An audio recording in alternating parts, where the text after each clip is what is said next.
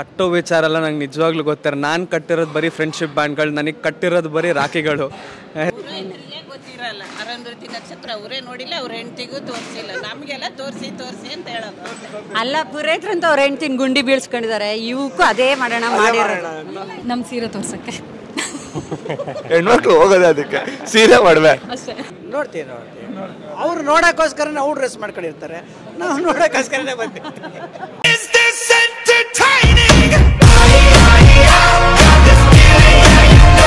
ಗಂಡ ಹೆಂಡ್ತಿದು ಮೈಲೇಜು ಅವಾಗ ಟೆಸ್ಟ್ ಮಾಡ್ತಾರೆ.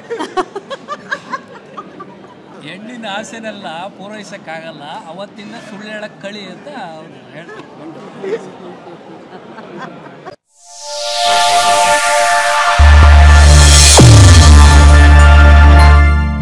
ಎಲ್ರಿಗೂ ನಮಸ್ಕಾರ, ನಾನು ವಿನಯ್ ಕುಮಾರ್. ಇವತ್ತು ಆ್ಯಕ್ಚುಲಿ ನಾನು ನನ್ನ ಫ್ರೆಂಡ್ ಎಂಗೇಜ್ಮೆಂಟಿಗೆ ಬಂದಿದ್ದೆ. ಎಂಗೇಜ್ಮೆಂಟಲ್ಲಿ ವೀಡಿಯೋ ಮಾಡೋ ಅಂಥ ಪ್ಲ್ಯಾನ್ಸ್ ಏನೂ ಇದ್ದಿಲ್ಲ. ಆದರೂ ಈ ವಿಡಿಯೋ ಮಾಡ್ತಾ ಇದ್ದೀನಿ ಅಂತ ಅಂದರೆ ಅದಕ್ಕೊಂದು ಉದ್ದೇಶ ಇದೆ. ಆ್ಯಕ್ಚುಲಿ ನಿನ್ನೆ ನನ್ನ ಫ್ರೆಂಡ್ ಎಂಗೇಜ್ಮೆಂಟ್ಗೆ ಪ್ರಿಪ್ರೇಷನ್ ಮಾಡ್ತಾ ಇರ್ಬೇಕಾದ್ರೆ ನಾನು ನನ್ನ ಫ್ರೆಂಡ್ಸ್ ಎಲ್ಲ ಕೂತ್ಕೊಂಡು ಹೀಗೆ ಮಾತಾಡ್ಬೇಕಾದ್ರೆ ಅವ್ರಿಗೊಂದಿಷ್ಟು ಪ್ರಶ್ನೆಗಳನ್ನ ಕೇಳಿದೆ. ನಾನು ಕೇಳಿದ ಪ್ರಶ್ನೆಗೆ ಯಾರ ಹತ್ರನೂ ಉತ್ತರನೇ ಇದ್ದಿಲ್ಲ. ಸೊ ನನಗೊಂದು ಸ್ವಲ್ಪ ಸೈಕ್ ಆಯಿತು. ಈ ಉತ್ತರಗಳನ್ನ ನಿಮ್ಗೆ ತಿಳಿಸ್ಲೇಬೇಕು ಅಂತ ಹೇಳಿ ಈ ವಿಡಿಯೋನ ಮಾಡ್ತಾ ಇದ್ದೀನಿ. ಸೊ ಇವತ್ತು ಎಂಗೇಜ್ಮೆಂಟಿಗೆ ಬಂದಿರೋ ಒಂದಿಷ್ಟು ಜನರ ಹತ್ರ ಹೋಗಿ ಅದೇ ಪ್ರಶ್ನೆಗಳನ್ನ ಕೇಳ್ತೀನಿ. ಸೊ ಏನು ಕೇಳ್ತೀನಿ, ಹೇಗೆಲ್ಲ ಉತ್ತರ ಕೊಡ್ತಾರೆ ಅಂತ ನೀವೇ ನೋಡಿರಂತೆ. ಬನ್ನಿ ಡೈರೆಕ್ಟ್ ಹೋಗಿ ಅವ್ರನ್ನೇ ಮಾತಾಡ್ಸೋಣ. ಯೂಶಲಿ ನೀವು ಮದುವೆ ಮನೆಗೆ ಏನಕ್ಕೆ ಹೋಗ್ತೀರಾ? ನಮ್ಮ ಸೀರೆ ತೋರ್ಸಕ್ಕೆ. ಹೆಣ್ಮಕ್ಳು ಹೋಗೋದೇ ಅದಕ್ಕೆ, ಸೀರೆ ಮಾಡ್ಬೇ ಅಷ್ಟೇ. ಸರ್ ನೀವು ತುಂಬ ಫೋರ್ಸ್ ಮಾಡಿ ಹೋಗೋಣ ಅಂದಿರ್ತಾರಲ್ಲ, ಅದಕ್ಕೆ ಕರ್ಕೊಂಡು ಹೋಗಿರ್ತೀವಿ. ಓಕೆ, ಅವ್ರದ್ದು ಬಿಟ್ಬಿಡಿ. ಸೊ ನಿಮ್ಮ ಫ್ರೆಂಡ್ಸ್ ಮದುವೆಗಳಿಗೆ ನಿಮ್ಗೆ ಇನ್ವಿಟೇಷನ್ ಬಂದಾಗ ನೀವೇನಕ್ಕೆ ಹೋಗ್ತೀರಾ? ಮೋಸ್ಟ್ಲಿ ನಂತರನೇ ಅವನು ಹಳ್ಳಕ್ ಬಿದ್ದ ಅಂತ ನೋಡೋದು, ಎಂಜಾಯ್ ಮಾಡಕ್ಕೆ. ಅವನು ನಮ್ಮ ಮದುವೆಗೆ ಬಂದಿರ್ತಾನಲ್ವಾ, ಅದಕ್ಕೆ I am being with you ಅಂತ ತೋರಿಸ್ಕೊಳಕ್ಕೆ ಹೋಗೋದು. ಊಟಕ್ಕೆ ಹೋಗೋದ? ಊಟಕ್ಕೆ ಹೋಗ್ತೀನಿ, ಬಟ್ ನಾನು ಅಷ್ಟು ಫುಡ್ಡಿ ಅಲ್ಲ. ಅಷ್ಟು ಫುಡ್ಡಿ ಅಲ್ಲ. ನೀವು? ನಾನು ಫುಡ್ಡಿ ಸ್ವೀಟ್. ನೋಡೋದು ಏನು ಮಾಡ್ತಿದ್ದಾರೆ. ಫಸ್ಟ್ ಸ್ವೀಟ್ ಏನಿದೆ, ಊಟ ಆಗ್ಬಿಟ್ರೆ ಆಯ್ತು. ಇದಾಗ್ಬಿಟ್ರೆ ಆಯ್ತು. ನಿಜ ಸತ್ಯ ಹೇಳ್ಬೇಕಾ? ಸತ್ಯ ಹೇಳಬೇಕು. ಓಕೆ, ಬರೋ ವರ್ಷದಿಗೆ ಆಲ್ಮೋಸ್ಟ್ ಊಟ ಟೈಮ್ ಆಗಿರುತ್ತಾ. ಓಕೆ, ಹಶು ಆಗ್ತಿರುತ್ತೆ. ಫಸ್ಟ್ ಹೋಗಿ ಊಟ ಮಾಡೋಣ ಅಂತ ಬರ್ತೀನಿ. ಓಕೆ, ಅದಾದ್ಮೇಲೆ ಅಲ್ಲಿ ಹೋಗೊಂದು ಫೋಟೋ ತೆಗೆಸ್ಕೋಬೇಕು. ಹಾಂ, ಮುಗೀತು. ಮೇನ್ ಕಂಟೆಂಟ್ ಇಷ್ಟೇ. ಮೇನ್ ಕಂಟೆಂಟ್ ಇಷ್ಟೇ. ಇದು ಬಿಟ್ಟು ಏನೂ ಮಾಡಲ್ಲ. ಅದನ್ನೆಲ್ಲ ಹೇಳೋಕ್ಕಾಗಲ್ಲ. ಹೇಳ್ಬೋದು, ನನ್ನ ಹತ್ರ ಹೇಳ್ಬೋದು.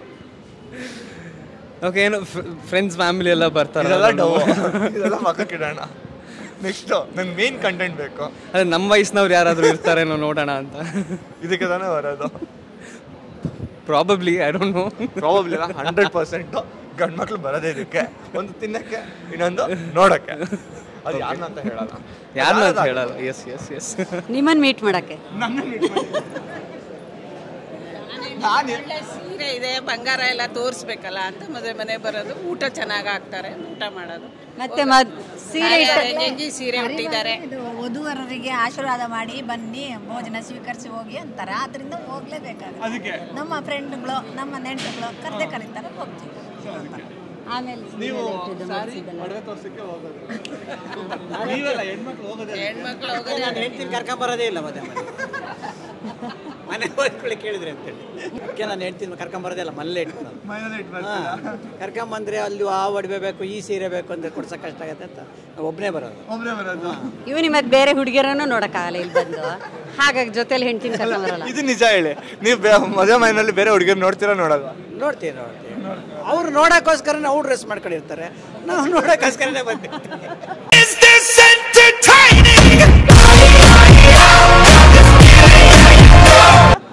ಅವರಿಗೆ ಬೇಜಾರಾಗುತ್ತೆ ನಾವು ನೋಡ್ತಿದ್ರೆ. ಅದೇ ನೋಡಿ,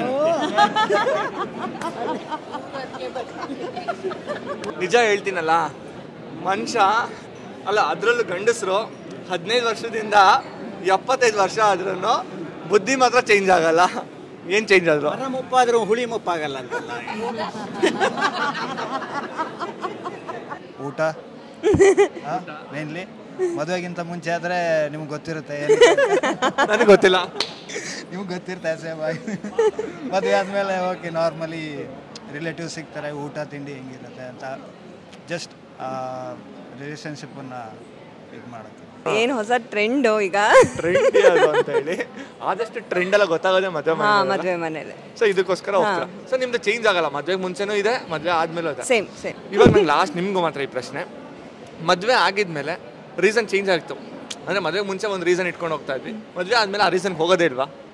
ಇಲ್ಲ, ವೈಫ್ ಇದಾರೆ ಅಂತ ವೈಫ್ ಅಂತಲ್ಲ, ಬೆಸ್ಟ್ ಫ್ರೆಂಡ್ ಸಿಕ್ಕಿರುವಾಗ ಸೊ ಯಾಕೆ. ಸೂಪರ್, ಸೇಫ್ ಆದ್ರಿ ಇವತ್ತು ಮನೆಯಲ್ಲಿ ಇರ್ಬೋದು. ಏನಕ್ಕೆ 3 ಗಂಟೆ ಹಾಕೋದು?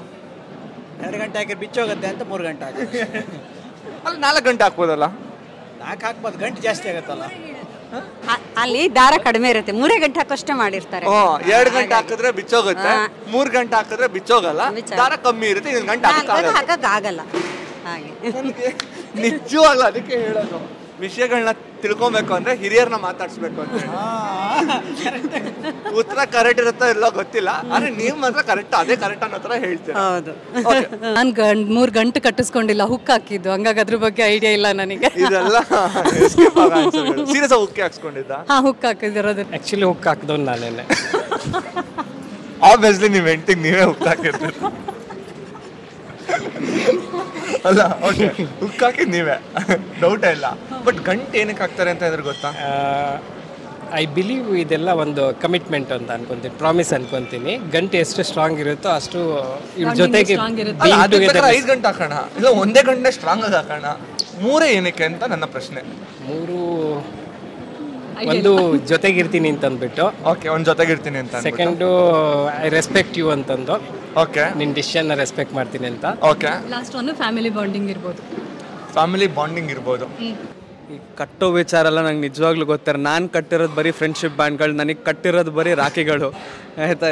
ನನಗೆ ನೀವು 3 ಗಂಟೆನ ಬಗ್ಗೆ ಕೇಳ್ತಿದ್ದಾರೆ, I really don't know. Okay, but still ನಾನು ಗೆಸ್ ಮಾಡಬೇಕು ಅಂದರೆ ಪ್ರಾಬಬ್ಲಿ ಫಸ್ಟ್ 2 ಗಂಟೆ ಹುಡುಗಿ ಕಟ್ತಾನೆ. ಸೊ ಕಟ್ಟಬೇಕಾದ್ರೆ it symbolizes the commitment between the guy and the girl. 3ನೇ ಗಂಟನ್ನ ಎಲ್ಲರೂ ಸೇರಿ ಕಟ್ತಾರೆ. ಕರೆಕ್ಟ್. ಸೊ ಅದು ಒಂದೊಂದು ಫ್ಯಾಮಿಲಿಯಿಂದ ಡಿಪೆಂಡ್ ಆಗುತ್ತೆ. ಎಸ್, ಅಂದರೆ ನಾನು ನೋಡಿರೋ ಹಾಗೆ. ಸೊ ಅದು ಆ ಫ್ಯಾಮಿಲಿ ಈ ಫ್ಯಾಮಿಲಿ ಒಟ್ಟು ಒಂದಾಗಿ, ಅಂದರೆ ಒಂದು ಗಂಟು ಥರ ಸ್ಟ್ರಾಂಗ್ ಆಗಿರಬೇಕು ಅನ್ನೋ ಒಂದು ಸಿಂಬಲ್ ಅಂತ ನಾನು ಅನ್ಕೊಂಡಿದ್ದೀನಿ. Correct me if I am wrong. ಇಲ್ಲ, ಕರೆಕ್ಟ್. ನೀವು ಏನು ಹೇಳಿದ್ರಿ ಆಲ್ಮೋಸ್ಟ್ ಒಂದು 80% ಕರೆಕ್ಟ್. ಅಂದರೆ ಇಟ್ ಡಿಪೆಂಡ್ಸ್, ಅಂದರೆ ಒಂದೊಂದು ಫ್ಯಾಮಿಲಿಯಿಂದ ಫ್ಯಾಮಿಲಿಗೆ ವೇರಿ ಆಗ್ತಾ ಹೋಗುತ್ತೆ. ಸೊ ಫಸ್ಟ್ ಗಂಟು ಡಿಫ್ರೆಂಟ್ ಇದನ್ನ ಸಿಗ್ನಿಫೈ ಮಾಡುತ್ತೆ, 2ನೇ ಗಂಟು ಅದಕ್ಕೆ ಆದಂಥ ಒಂದು ಸಿಗ್ನಿಫಿಕೇಶನ್ ಇದೆ, 3ನೇ ಗಂಟೆ ನೀವು ಹೇಳಿದ್ ಕರೆಕ್ಟ್. ಓಕೆ. ಸೊ 3ನೇ ಗಂಟೆ ಏನು ಹೇಳುತ್ತೆ ಅಂತ ಅಂದರೆ, ನಮ್ಮ ಮಗಳ ಥರ ನಿನ್ನ ನೋಡ್ಕೊತೀನಿ, ನಿನ್ನ ಯಾವತ್ತೂ ಸೊಸೆ ಥರ ನೋಡಲ್ಲ. ಇದು 3ನೇ ಗಂಟೆ ಸೂಚಿಸುತ್ತೆ. ಅದು ಸರ್ಟನ್ ರಿಲಿಜಿಯಸ್ ಅಲ್ಲಿ ಬೇರೆ ಬೇರೆ ಥರ ಹೇಳ್ತಾರೆ. ಸೊ ನೋಡೋಣ, ನನಗೂ ಎಕ್ಸಾಕ್ಟ್ ಆನ್ಸರ್ ಗೊತ್ತಿಲ್ಲ. ಗೂಗಲ್ ಮಾಡಿದ್ರೆ ನಿಮಗೆ ಡಿಫ್ರೆಂಟ್ ವೆರೈಟಿ ಆಫ್ ಆನ್ಸರ್ಸ್ಗಳು ಸಿಗುತ್ತೆ. ಬಟ್ ಎಕ್ಸಾಕ್ಟ್ ಆನ್ಸರು ಇವತ್ತು ವಿಡಿಯೋ ಮುಗಿಯೋಷ್ಟು ಸಿಗಬೇಕು ಅಂತಾನೆ ವಿಡಿಯೋ ಮಾಡ್ತಾರೆ. ಓಕೆ, ಸಿಕ್ಕಿದ್ರೆ ಹೇಳಿ ಆಯ್ತಾ? ಡೆಫಿನೆಟ್ ಆಗಿ ವಿಡಿಯೋ ನೋಡಿ ಗೊತ್ತಾಗುತ್ತೆ. ಏನಕ್ಕೆ ಗಂಡ ಹೆಂಡತಿಗೆ ತಾಳಿ ಕಟ್ಟಬೇಕು?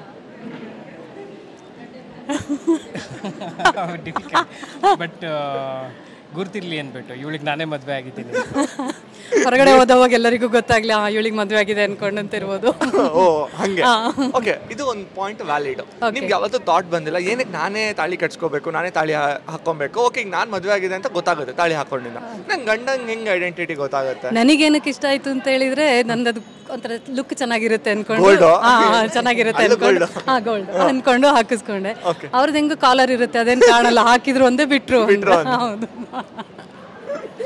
ಅಲ್ಲ, ಸೊ ನಿಮ್ಗೆ ಯಾವ ಥಾಟ್ ಬಂದಿಲ್ಲ ಓಕೆ ನಾನೇ ಹಾಕೊಬೇಕಲ್ಲ? ಏನಕ್ಕೆ ಖುಷಿ, ಇನ್ನೊಂದು ಹಾಕಿದ್ರು ಪರವಾಗಿಲ್ಲ, ಅದರಲ್ಲೂ ಚಿನ್ನ ಇರುತ್ತೆ. ಹೌದು, ಚಿನ್ನ. ಹೆಣ್ಮಕ್ಳು ಲಾಜಿಕ್ ಹುಡುಕೋದ್ರ ಅಷ್ಟೇ. ಹೆಂಡತಿ ತಾಂಡಿ ಕಟ್ಟಿರೋ ಗಂಡಂಗೆ ಮದುವೆ ಆಗಿದ್ಮೇಲೆ ಗಂಡ ಹೆಂಡತಿನ ಕರ್ಕೊಂಡೋಗಿ ಏನಕ್ಕೆ ಅರುಂಧತಿ ನಕ್ಷತ್ರ ತೋರಿಸ್ತಾರೆ?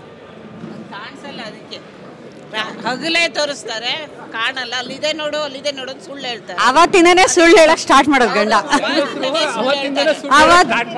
ಯಾರು ನೋಡಿಲ್ಲ, ಯಾಕಂದ್ರೆ ಸುಮ್ನೆ ಹಗಲಲ್ಲಿ ತೋರಿಸಿರ್ತಾರೆ. ಅಲ್ಲ, ಅದೇ ಏನಕ್ಕೆ ತೋರಿಸೋದು? ಅವತ್ತಿಂದನೇ ಗಂಡ ಸುಳ್ಳು ಹೇಳ್ತಾರೆ. ಹಗಲತ್ತು ನಕ್ಷತ್ರ ಕಾಣಲ್ಲ ಏನೋ ಅಂತ ಅರುಂಧತಿ ನಕ್ಷತ್ರ ಅಂತಾರೆ, ಅವತ್ತಿಂದ ಸುಳ್ಳು ಹೇಳಕ್ ಸ್ಟಾರ್ಟ್. ಅವತ್ತಿಂದ ಸುಳ್ಳು ಹೇಳಕ್ ಹೆಣ್ಣಿನ ಆಸೆನೆಲ್ಲ ಪೂರೈಸಕ್ಕಾಗಲ್ಲ, ಅವತ್ತಿಂದ ಸುಳ್ಳು ಹೇಳಕ್ ಕಳಿ ಅಂತ ಅವ್ರು ಹೇಳ್ತಾರೆ. ಹೆಣ್ಣಿನ ಆಸೆ ಪೂರೈಸಕ್ಕಾಗಲ್ಲ, ಇವತ್ತಿಂದಾನೇ ಸುಳ್ಳು ಹೇಳೋದು ಸ್ಟಾರ್ಟ್ ಮಾಡ್ಕೊಂಬಾಗನೆ ಅಂತ ಪುರೋಹಿತ ಹೇಳ್ತಾರೆ. ಸೊ ನೀವು ಅಲ್ಲಿಂದಾನೇ ಸ್ಟಾರ್ಟ್ ಮಾಡ್ಕೊಂತಾರೆ. ಸೂಪರ್. ಅಲ್ಲ, ನೀವು ಎಷ್ಟು ಚೆನ್ನಾಗಿ ನಂಬ್ತಿರಲ್ಲ. ಕಾಣಿಸ್ತಾ? ಕಾಣಿಸ್ತಾ ಆಗೊಂಥರ ಗಂಡನೇ ದೇವ್ರನ್ನ. ನಾವು ಫೋಟೋಕ್ಕೋಸ್ಕರ ಫೋಸ್ ಕೊಡೋದಿಲ್ಲ ಲೇಡೀಸ್ ಎಲ್ಲ. ಆಕ್ಚುಲಿ ಯಾರಿಗೂ ಗೊತ್ತಿರಲ್ಲ ಅರುಂಧತಿ ನಕ್ಷತ್ರ ಶಾಸ್ತ್ರ. ಏನಕ್ಕೆ ತೋರಿಸ್ತಾರೆ ಅಂತ. ಮದುವೆ ಆಗಿದ್ದೆ ಒಂದು ಗ್ರೇಡ್ ಅಂತ. ಅವಾಗ ನಮ್ಗೆ ಯಾವ ಪ್ರಪಂಚನೇ ಗೊತ್ತಿಲ್ಲ, ನಾವೆಲ್ಲ ಸಣ್ಣ ಇರುವಾಗ್ಲೇ ಆಗಿರೋದು.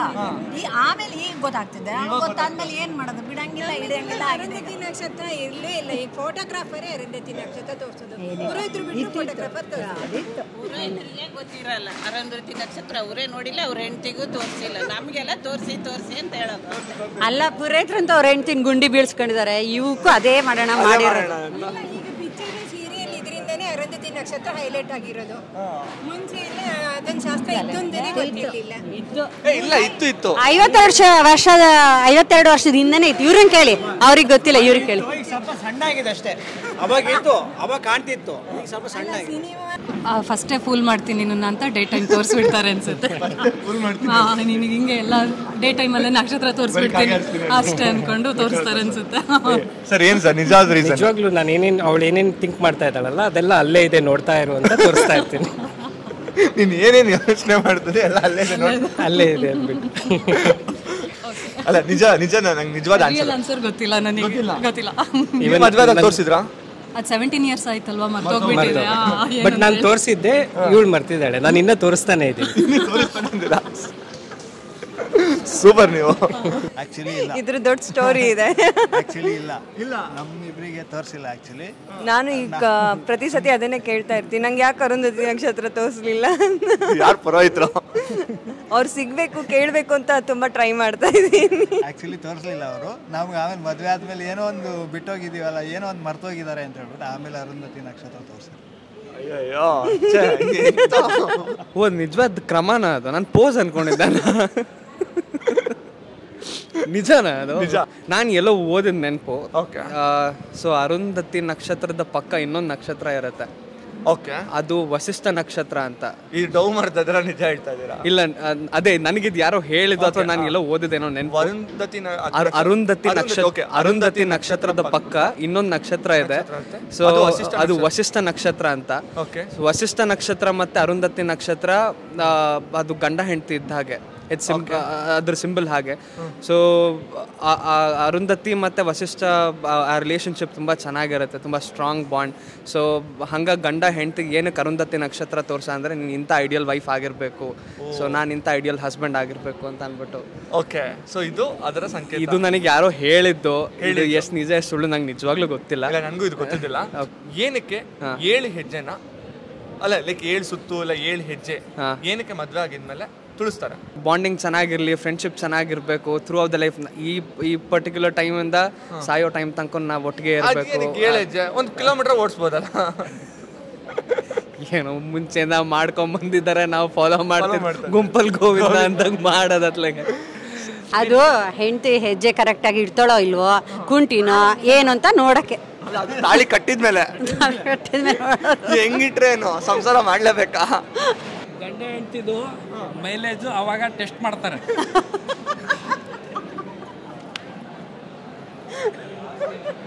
ಅವಾಗ ಮೈಲೇಜ್ ಟೆಸ್ಟ್ ಮಾಡ್ತಾರೆ. ಇವ್ರು ಹೆಂಗೆ ಮಾಡ್ತಾರೆ ಮುಂದೆ ಅಂತೇಳಿ ಪುರೋಹಿತರು ಟೆಸ್ಟ್ ಮಾಡ್ತಾರೆ.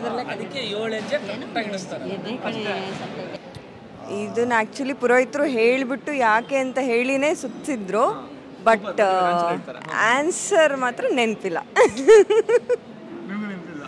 ಇಲ್ಲ, ಮೋಸ್ಟ್ಲಿ 7 ಲೋಕಸ್ ಮೇ ಬಿ ಆ ಥರದ್ದು ಏನಾರು ಇರ್ಬೋದು, ನನಗೆ ಗೊತ್ತಿಲ್ಲ. ಏನಕ್ಕೆ ಗಂಡ ಅಂದರೆ ಮದುವೆ ಆಗೋ ಹುಡುಗ ಹುಡುಗಿನ ಹಸೆ ಮನೆ ಮೇಲೆ ಕೂರಿಸ್ತಾರೆ?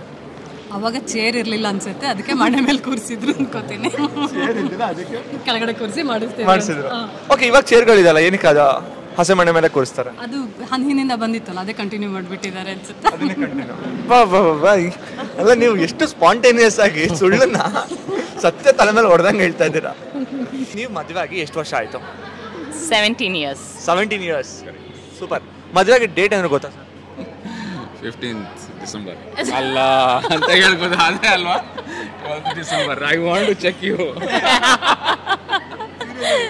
December 12th. December 12th.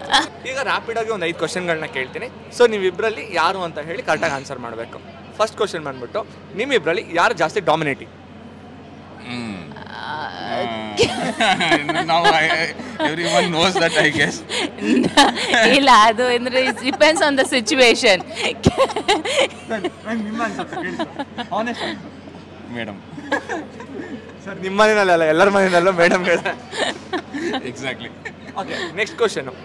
ಮನೆಯಲ್ಲಿ ಯಾರು ಜಾಸ್ತಿ ಸ್ಪೆಂಡ್ ಮಾಡ್ತಾರೆ? ಟೈಮ್ ಸ್ಪೆಂಡ್ ಅಲ್ಲ ಸರ್, ದುಡ್ಡು ಸ್ಪೆಂಡ್. ಓ ಹಾಗಾ? No, it is me only again. Okay, ಯಾರು ತುಂಬ ಜಗಳ ಮಾಡ್ತಾರೆ? Not really, as we just spoke. Compromise ಯಾವಾಗಲೂ ಆಗುತ್ತೆ, ಮೂಡ್ ಸ್ವಿಂಗ್ ಆಗುತ್ತೆ ಅವಾಗ. ಸೊ ಅದೇ ಯಾರು ಜಾಸ್ತಿ ಅಂದ್ರೆ ಡಿಪೆಂಡ್ಸ್. ಇದು ಅಂದ್ರೆ ನಾನೇ ಆಕ್ಚುಲಿ ಹೈಪರ್ ಆಗ್ತೀನಿ, ಕೂಗಾಡೋದ್ರೆಲ್ಲ ನಾನೇ. ಅವ್ರ ಕೋಪ ಬಂದ್ರೆ he is the one who keeps quiet, silent ಆಗಿ ಎಲ್ಲ ಮುಗಿಸ್ಬಿಡ್ತಾರೆ. ಏನೋ ಮುಗಿಸಲ್ಲ, ಗಂಡ್ಮಕ್ಳು ಯಾವಾಗ ಸೈಲೆಂಟ್. ಇಲ್ಲ ಅವ್ರು ಸೈಲೆಂಟ್ ಆದ್ರೆ ಕೋಪ ಜಾಸ್ತಿ ಆಗತ್ತೆ ನನಗೆ. ನಂತರನೇ ವಾಪಸ್ ಕೊಟ್ಬಿಟ್ರೆ ಅಲ್ಲಿಗೆ ಮುಗ್ದೋಗತ್ತೆ, ವಾಪಸ್ಸೇ ಕೊಡಲ್ಲ ಅಂತಾರೆ, ಅದಿನ್ನೂ ಕೋಪ ಜಾಸ್ತಿ. ಸರ್ ನಿಮ್ಗೆ ಒಂದು ವಿಷಯ ಗೊತ್ತಾಯ್ತು ಅನ್ಕೊಂತೀನಿ. ಖಂಡಿತ. ನೆಕ್ಸ್ಟ್ ಟೈಮ್ ಇಂದ ಮ್ಯಾಮ್ ಜಗಳ ಆಡಿದ್ರೆ ನೀವು ಇನ್ನೂ ಜಾಸ್ತಿ ಮಾಡಬೇಕು, ಅವಾಗ ಮ್ಯಾಮ್ ಸೈಲೆಂಟ್ ಆಗಿ. Okay, next question. ಯಾರು ಬೇಗ ಕಾಂಪ್ರಮೈಸ್ ಆಗ್ತಾರೆ? ಈಗ ಫಾರ್ ಎಕ್ಸಾಂಪಲ್ ತಪ್ಪಿಲ್ಲ ಅಂದ್ರೂ ಕಾಂಪ್ರಮೈಸ್ ಆಗೋದು ಯಾರು? ನಂಗೆ ಆನ್ಸರ್ ಗೊತ್ತು ಅಂದ್ರೂ ಕೇಳ್ತಾ ಏ ಯಾಕಪ್ಪ ನನ್ನ ಹೀಗೆ? Universal fact. ಅದು I leave it to her. ಅವರೇನೇಪ. Last question. ನಿಮ್ಮ ಲವ್ನ ಮೆಜರ್ಮೆಂಟಲ್ಲಿ ಹೇಳೋದಾದ್ರೆ ಎಷ್ಟು? No measurement. Infinity. Super. So ನಿಮ್ಮ ಮನೆಯಲ್ಲಿ ಯಾರ್ದು ಅಪ್ಪರ್ ಹ್ಯಾಂಡ್? ಹೇಳ್ದೆ ರೈಟ್. ಕೈ ಎತ್ತರಲು ತರೋಳು. ನಿಜನಾ? ನಾಟ್ ರಿಯಲಿ, ಇಬ್ರದ್ದು. I mean it's almost the same. Usually ಹೆಣ್ಮಕ್ಳಿದೆ ಅಪ್ಪರ್ ಹ್ಯಾಂಡ್. ಸೊ ನಿಮ್ಮಿಬ್ಬರಲ್ಲಿ ಆಬ್ವಿಯಸ್ಲಿ ಲೈಕ್ ಸಂಸಾರ ಎಲ್ಲಿ ಪ್ರೀತಿ ಇರುತ್ತೋ ಅಲ್ಲಿ ಸ್ಲೈಟ್ ಆಗೋದು ಒಂಚೂರು ಜಗಳ ಇರುತ್ತೆ. ಜಗಳ ಆದಾಗ ಯಾರು ಫಸ್ಟ್ ಕಾಂಪ್ರೋ ಆಗೋದು? Me. No. This is not true. This is me. Always me. Sir ಸುಳ್ಳು ಹೇಳಲ್ಲ, ನಂಗೆ ಗೊತ್ತು. Always me. Oh, look at him supporting. ಇಲ್ಲ, ನಮ್ಗೆ ಗೊತ್ತು ಗಂಡು ಮಕ್ಳು ಎಲ್ಲಾದ್ರಲ್ಲೂ ಸೋಲೋದು. Oh my God, this is wrong. ಇಬ್ಬರಲ್ಲಿ ಯಾರು ಜಾಸ್ತಿ ಸ್ಪೆಂಡ್ ಮಾಡೋದು? ಇವಳು. ಓಕೆ, ಸ್ಪೆಂಡ್ ನಂದು ದೊಡ್ಡದಾಗಿ ಕಾಣುತ್ತೆ ಅಷ್ಟೇ. ನಾನು ಚಿಕ್ಕದು ತಗೋತೀನಿ ಅಷ್ಟೇ. ಬಟ್ ಅವರು ಅದೇ ಒಂದಕ್ಕೆ ಹಾಕ್ಬಿಡ್ತಾರೆ. ಅಷ್ಟೇ. Difference is that. ಸೊ ನಾವು ತಗೊಂಡದ್ದು ಅಟ್ಲೀಸ್ಟ್ ಏನಾದ್ರು ಅದು ವ್ಯಾಲ್ಯೂ ಇರುತ್ತೆ, ಅಸೆಟ್ ತರ. ಫಾರ್ ಎಕ್ಸಾಂಪಲ್ ಕಾರ್ ಆಗಿರ್ಬೋದು, ಲ್ಯಾಂಡ್ ಆಗಿರ್ಬೋದು, ಏನಾದ್ರು ಒಂದು. ನೀವು ತಗೊಂಡ ಲಿಪ್ಸ್ಟಿಕ್, ಐಲೈನರ್, ಬಟ್ಟೆ. ನೋಡಿದ್ರಲ್ಲ ನಮ್ ಜನ ಹೀಗೆಲ್ಲ ಉತ್ತರ ಕೊಟ್ರು ಅಂತ ಹೇಳಿ. ನಿಮ್ಗೆ ಇವ್ರು ಕೊಟ್ಟಿದ್ದು ಉತ್ತರ ಸರಿ ಅನ್ಸ್ತಾ ಇದೆಯಾ? ಇಲ್ಲ ನಿಮ್ಗೇನಾದ್ರೂ ಬೇರೆ ಉತ್ತರನೇ ಗೊತ್ತಾ? ಗೊತ್ತಿದ್ರೆ ಕಮೆಂಟ್ ಮಾಡಿ. ನಿಮಗೆ ವಿಡಿಯೋ ಇಷ್ಟ ಆಗಿತ್ತು ಅಂತ ನಾನು ಭಾವಿಸ್ತೀನಿ. ವಿಡಿಯೋ ಇಷ್ಟ ಆಗಿದ್ರೆ ಲೈಕ್ ಮಾಡಿ, ಶೇರ್ ಮಾಡಿ, ಕಮೆಂಟ್ ಮಾಡಿ. ಹಾಗೆ ಕೆಳಗಡೆ ಕಾಣಿಸ್ತಾ ಇರೋ ನನ್ನ ಇನ್ಸ್ಟಾಗ್ರಾಮ್ ಐಡಿನಲ್ಲಿ ನನ್ನ ಫಾಲೋ ಮಾಡಿ. ನಿಮ್ಗೆ ಯಾವ್ದಾದ್ರು ಟಾಪಿಕ್ ಬಗ್ಗೆ ಕ್ವಶನ್ಸ್ಗಳನ್ನ ಕೇಳಬೇಕು ಅಂತಂದರೆ ದಯವಿಟ್ಟು ನನಗೆ DM ಮಾಡಿ. ಡೆಫಿನೆಟ್ ಆಗಿ ಅದ್ರ ಮೇಲೆ ಒಂದು ವಿಡಿಯೋ ಮಾಡುವಂಥ ಪ್ರಯತ್ನ ಮಾಡ್ತೀನಿ. ಇನ್ನೊಂದು ಇಂಟ್ರೆಸ್ಟಿಂಗ್ ವಿಡಿಯೋ ಜೊತೆಗೆ ನಿಮ್ಮ ಮುಂದೆ ಬರ್ತೀನಿ. ಅಲ್ಲಿವರೆಗೂ ಮಿಸ್ ಮೀ, ಬಾಯ್. ಒಂದೇ ಕಣ್ಣಲ್ಲಿ ಅಳ್ತಾ ಇದೆ. ದಯವಿಟ್ಟು ಕೆಳಗಡೆ ಕೆಂಪು ಬಟನ್ ಕಾಣಿಸೋ ಸಬ್ಸ್ಕ್ರೈಬ್ ಅನ್ನ ಹಂಗೆ ಆಗೋಗ್ಬಿಡಿ. ಬಾಯ್.